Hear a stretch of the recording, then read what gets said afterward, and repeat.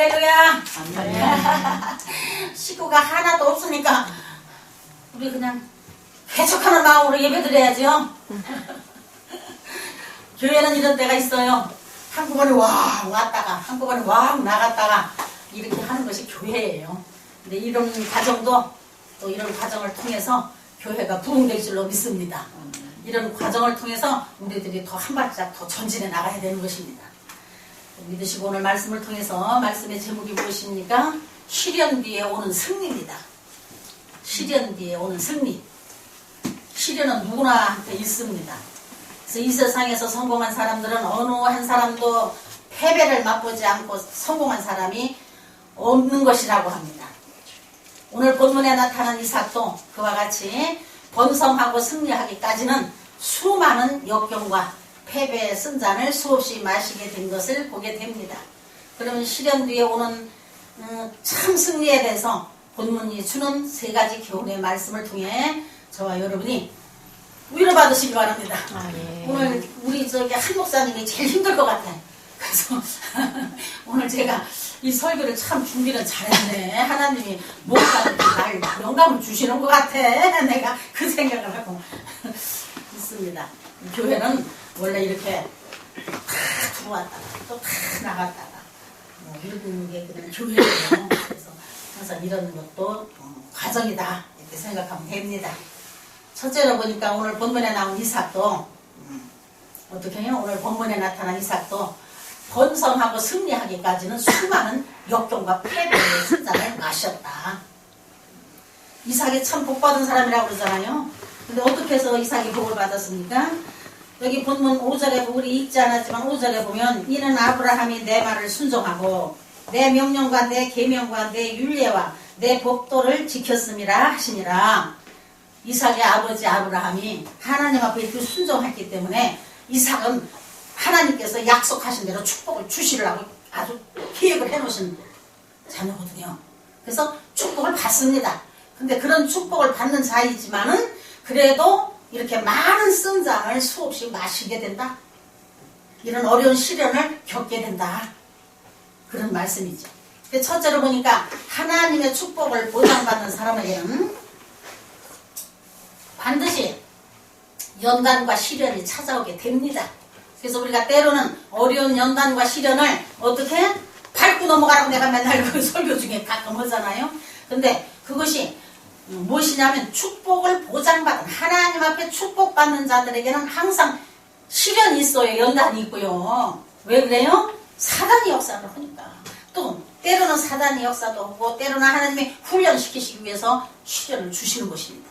그래서 우리는 시련이 시련으로 끝나는 게 아니고 축복의 통로가 된다고 우리가 바라보고 믿음으로 고백하면 반드시 하나님께서 더 큰 축복으로 채워주실 줄 믿습니다.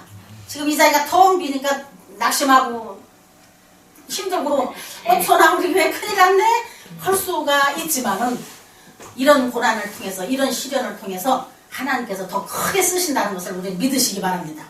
내가 잠깐 여기 앉아서 우리 저 신장화 사모 기도할 적에 내가 이거 잠깐 앉아서 교회가 걱정이 돼가지고 잠깐 이제 이러고 앉아 묵상하는 중에 무슨 생각이 떠올랐느냐 하면은 내가 인천서 개척해가지고 저 교회 한다고 이제 한 7, 8개월 한 1년 거전을 했잖아요.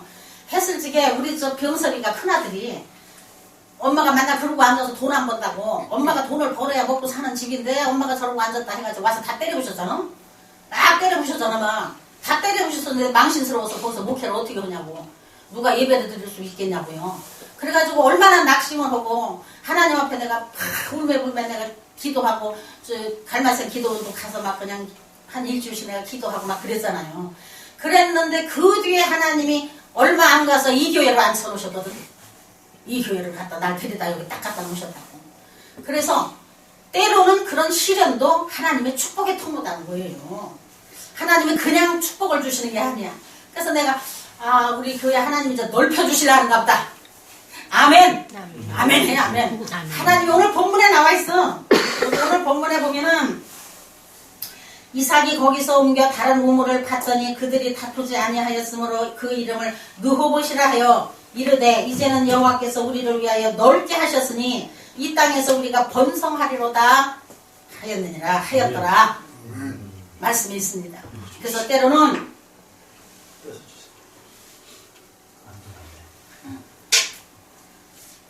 하나님께서 하시고자 하는 뜻이 있을 적에 시련을 주시는 거예요.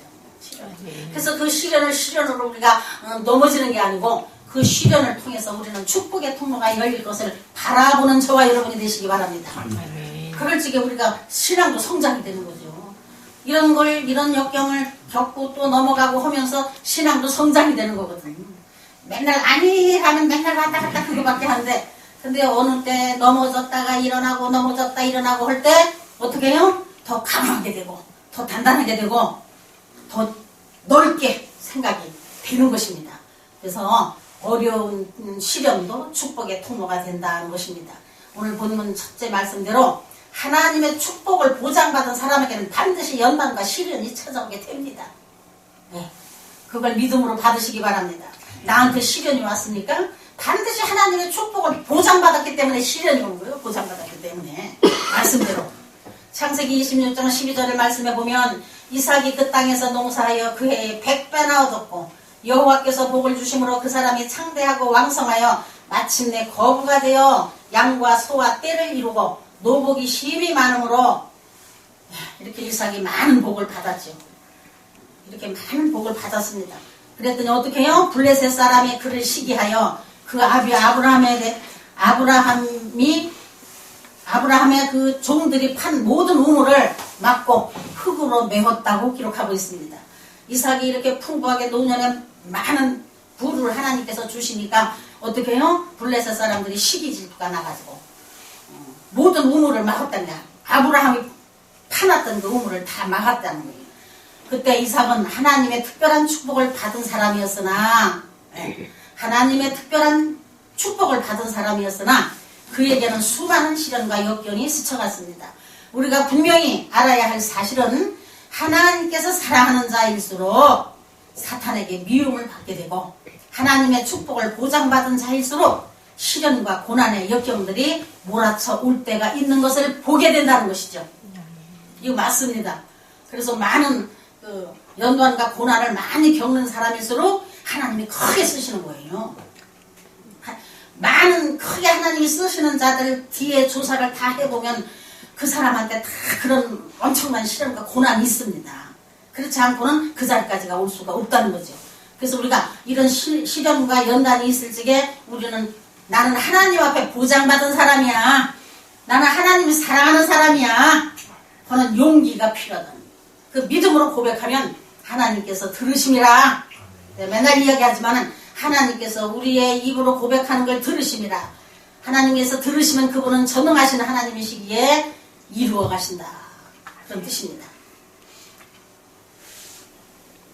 하나님의 사람 이삭에게도 첫째는 블레셋 사람의 시기가 그의 뒤를 쫓아다녔고 상고의 노력 끝에 파놓은 우물마저도 메꾸어버리는 블레셋 사람들에 인해 견디기 어려운 우라가 치솟아오르게 되었던 것을 성경을 통해서 볼 수가 있습니다.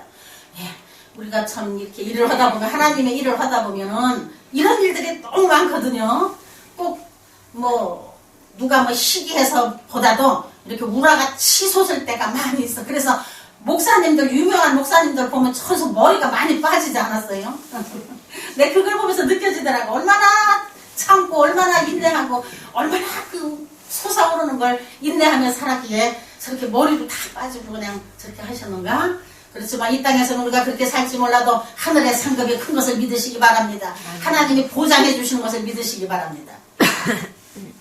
이 세상에는 남이 잘 될 때 시기하고 자기보다 크게 되는 사람이 있으면 어떻게든지 해서라도 헐뜯어 보려고 묘사를 꾸며보는 사람들이 종종 있는 것을 우리가 보게 됩니다. 마치 옛날 이스라엘 시대에 하만이 하나님의 사람 모르드게를 50규빗에 되는 장대에 매달아 죽이려 하다가 오히려 자기가 그 장대에 매달려 죽고 말듯이 오늘날도 남을 해치려다가 자기가 망하고 마는 사람들을 볼 수가 있다. 이게 세상이에요. 세상이 이렇게 악하다는 거예요.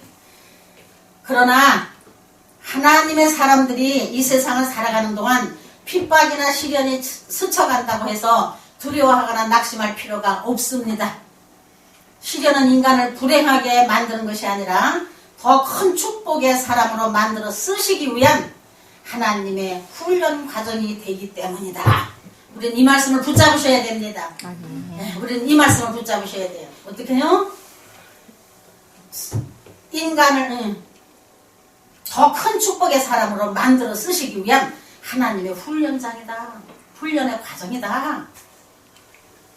이런 말씀을 우리는 내 말씀으로 받으시기 바랍니다. 그럴 때 우리가 소망도 생기고 위로도 되고 힘이 생기는 거죠. 넉넉한 힘이 생기는 거죠. 그러므로 영국의 시인 존슨이라는 사람은 말하기를 파란 곡절에 숙달한 자는 쉽게 굴하지 않는다고 하셨다는 거예요. 네. 바깥에 이 추운 겨울에도 바깥에서 그 얼음 덩어리 추운 날씨에도 거기서 뾰족뾰족 살아난 화초는 절대 쓰러지지 않아요. 잎사귀 색깔 자체가 달라요. 강해요. 그래서 어떤 바람이 몰아쳐도 살아남습니다. 근데 온상에서 곱게 키운 거는 조금만 바람 불어도 쓰러져 버려요. 사람도 마찬가지죠.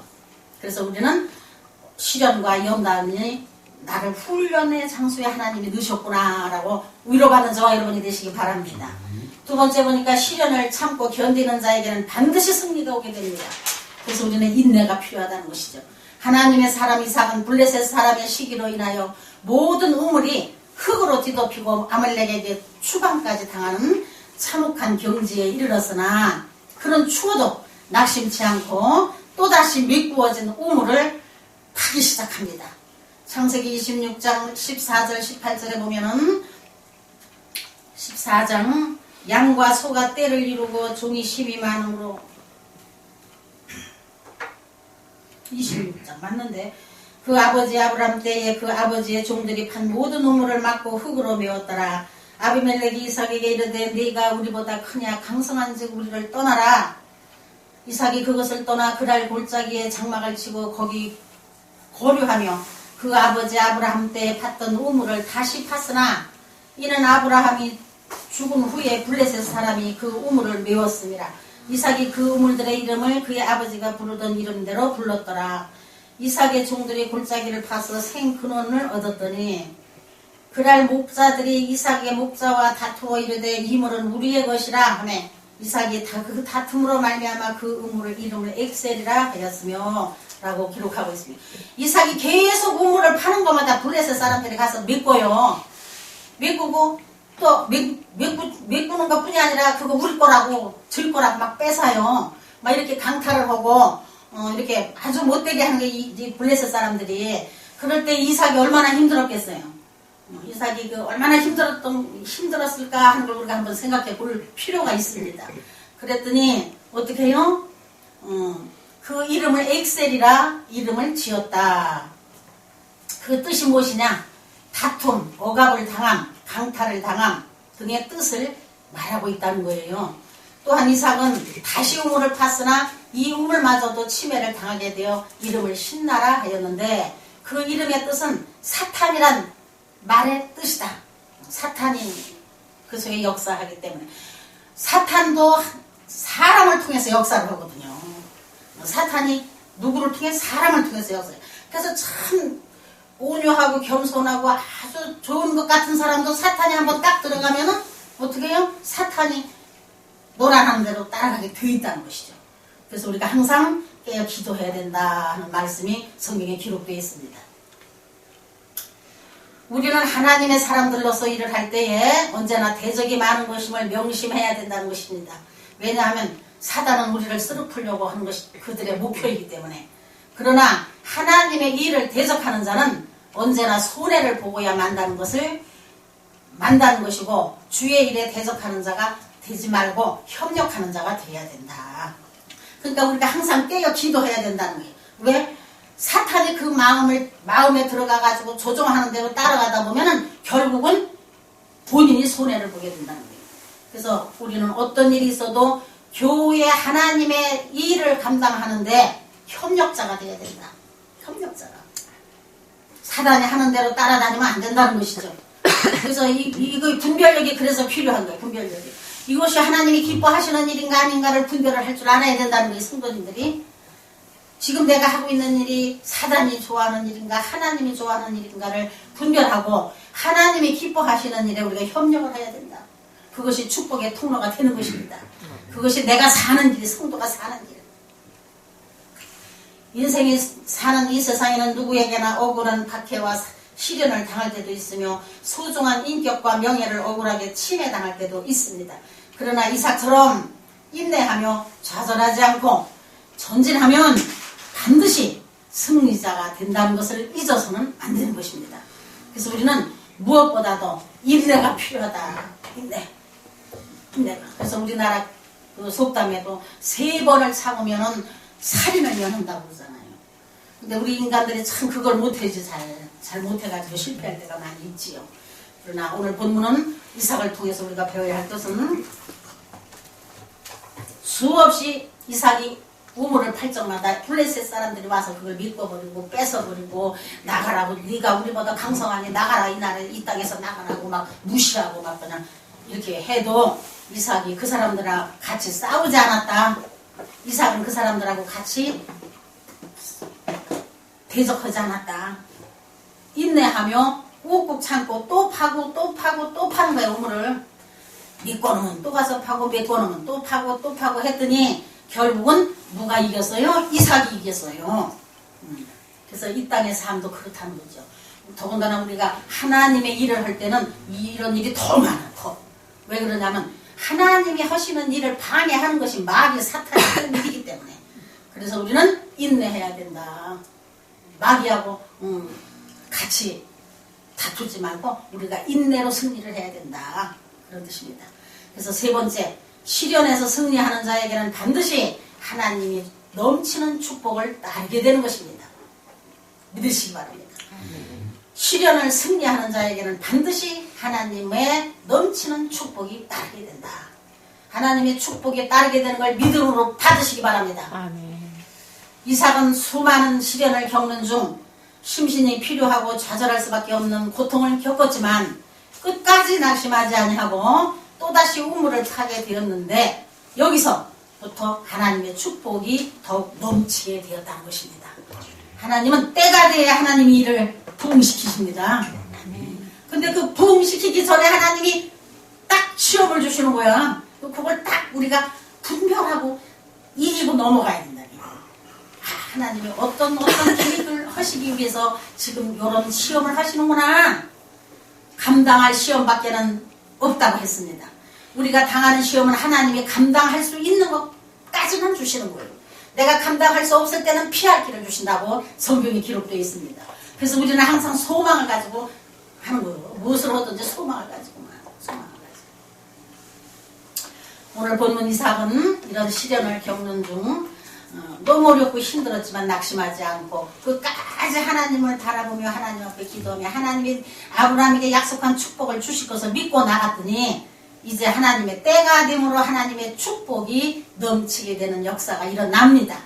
이삭은 새로 판 우물 이름을 그래서 느호붓이라고 하였는데 그 이름의 뜻은 장소가 넓혀진다 라는 뜻입니다.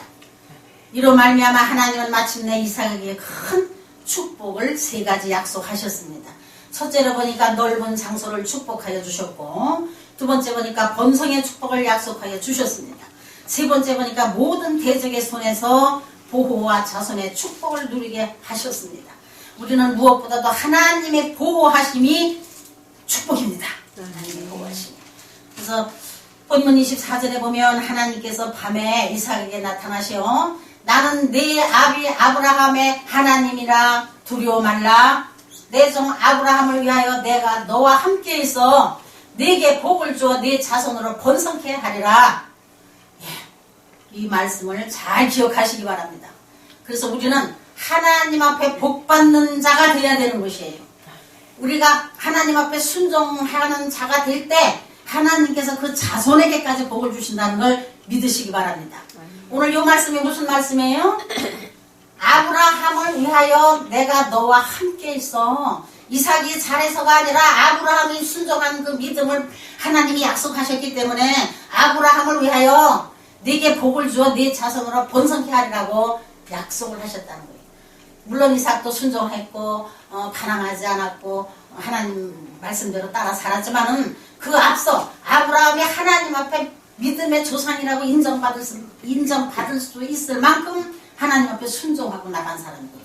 그래서 하나님께서 아브라함을 통해서 오늘 여기 5절 말씀대로 아브라함이 내 말을 순종하고 내 명령과 내 계명과 내 율례와 내 법도를 지켰음이라 하시니라. 저와 여러분이 아브라함과 같은 신앙을 가지시기 바랍니다. 그래서 나로 인하여 내 자녀들이, 나로 인하여 내 후대들이 하나님의 축복을 받는 그런 내가 복의 근원이 돼야 된다는 것을 명심하시기 바랍니다. 나로 인하여 하나님이 복을 주신다고 약속을 하셨습니다. 오늘 본문의 이삭도 하나님께서 그렇게 말씀하신 거예요. 아브라함의 하나님이라 두려워 말라. 내 종 아브라함을 위하여 내가 너와 함께 있고 네게 복을 주어 네 자손으로 번성케 하리라고 약속을 하셨습니다. 그 후 이삭을 대적하고 그 뒤에 보니까 그 후에 이삭을 대적하고 우물까지 빼앗을 뿐만 아니라 이삭을 추방하려 해버리고 막 이렇게 힘들게 했던 아비멜렉이 도리어 이삭 앞에 무릎을 꿇고 항복하게 되었다고 오늘 28절 26절부터 보니까 아멜렉이 그 친구 아후삿과 군대 장관 비골과 더불어 그랄에서부터 이삭에게 온지라. 이삭이 그들에게 이르되 너희가 나를 미워하여 나에게 너희를 떠나게 하였거늘 어찌하여 내게 왔느냐. 그들이 이르되 여호와께서 너와 함께 계심을 우리가 분명히 보았으므로 우리의 사이 곧 우리와 너 사이에 맹세하여 너와 계약을 맺으리라 말하였노라 라고 말하고 있어요. 어떻게 해요? 이렇게 못살게 굴던 이 블레셋 왕 아멜렉이 자기 친구를 데리고 와서 이삭에게 와서 무릎을 꿇었다는 거예요. 무릎을 꿇고 뭐라고 말해요? 여호와께서 너와 함께 계심을 우리가 분명히 보았으므로. 그들도 이삭을 그렇게 괴롭히던 사람들도 이삭을 보니까 분명히 이삭이 하는 모든 상황을 보니까 하나님이 함께 하셨거든. 하나님이 함께 하셨다는 것을 자기가 보았다는 거예요.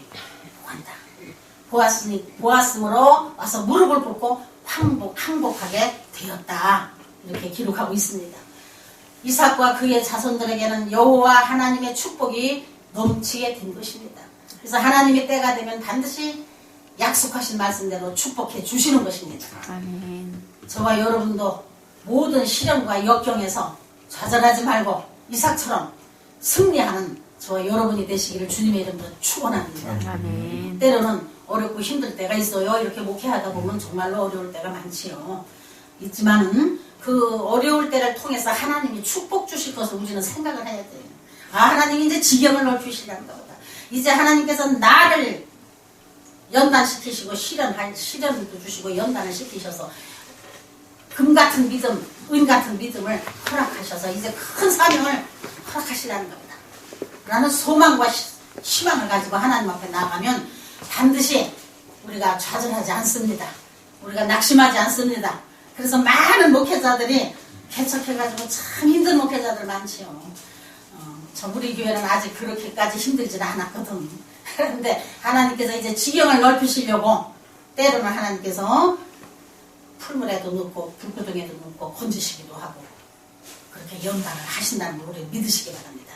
그래서 이런 때일수록 하나님 앞에 하나님의 뜻이 무엇인가를 우리가 기도하는 저와 여러분이 되시기 바랍니다. 예, 기도하시겠습니다.